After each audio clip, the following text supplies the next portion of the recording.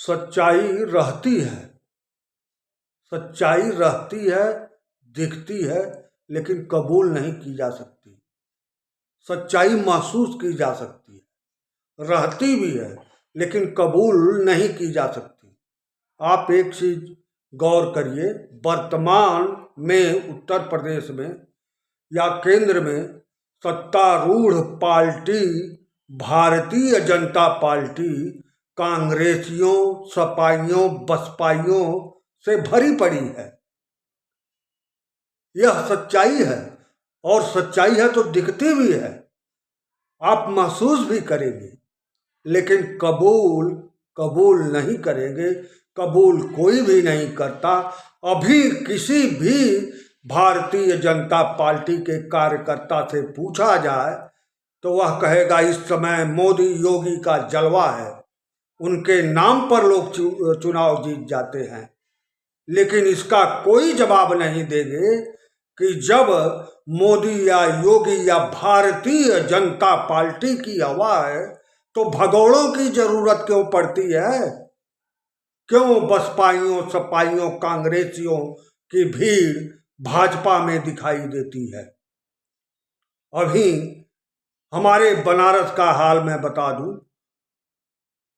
8 बार, 3 बार, 5 बार या 6 बार के एमएलए यानी विधायक रहे श्यामदेव राय चौधरी को हटा दिया गया।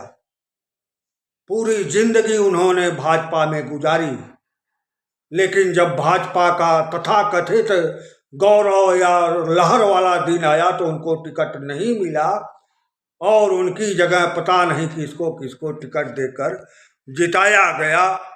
और 10 साल से भाजपा में भारतीय जनता पार्टी में तुरंत पदार्पण किए गए लोगों को मंत्री बना दिया गया, मंत्री का दर्जा दे दिया गया।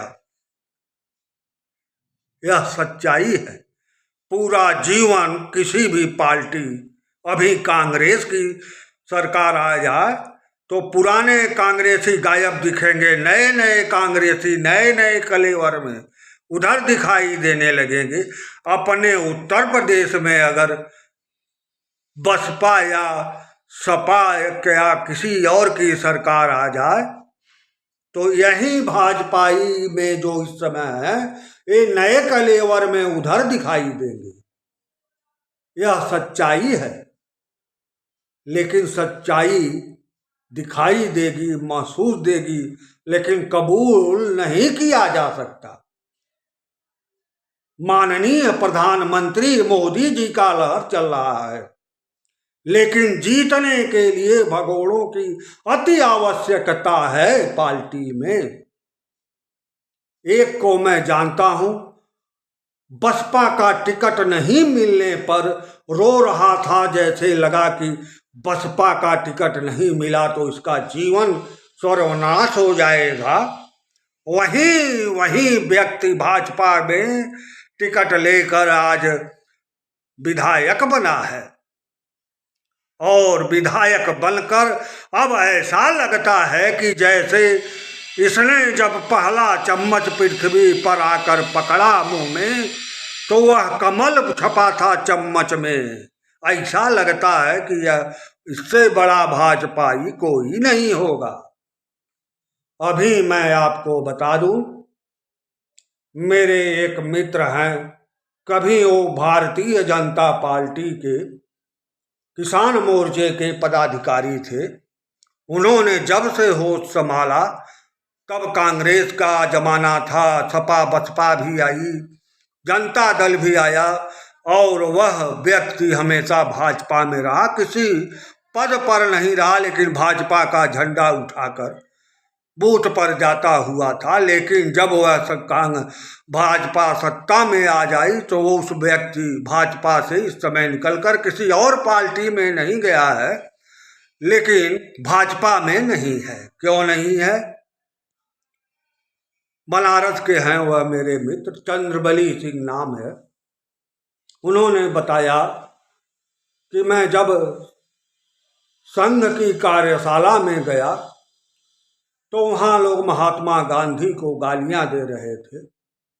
तो मैंने कहा मैं देशभक्त हूँगा तो महात्मा गांधी को गाली देकर नहीं हो सकता। मैं कांग्रेस समर्थक नहीं हूँ, लेकिन महात्मा गांधी को गाली नहीं दे सकता। महात्मा गांधी और गोडसे में चुनना होगा हमें, तो मैं पूरे जिंदगी भाजपा का रहते हुए भी महात्मा गांधी को चुनूंगा, गोडसे को नहीं चुनूंगा। इसलिए मैं वर्तमान में भाजपा में नहीं हूँ। इस समय मैं ऐसा नहीं है कि भाजपा में नहीं हूँ तो किसी दूसरी पार्टी में चला गया। मैं बस भाजपा में नहीं हूँ, ऐसा चंद्रबली सिंह ने मुझे बताया। कोमोवेश आज हर सच्चे देशभक्त की यही हालत है, या राष्ट्रभक्त जिसे भाजपाई शब्दों में कहते हैं, वह भाजपा में नहीं है। तो ऐसा नहीं है कि वह भाजपा में नहीं है तो कांग्रेस में चला गया, बसपा में चला गया, लेकिन वह इस पार्टी में नहीं है। जो निष्ठावान भाजपा का कभी हुआ करता था वह आज भाजपा में नहीं है।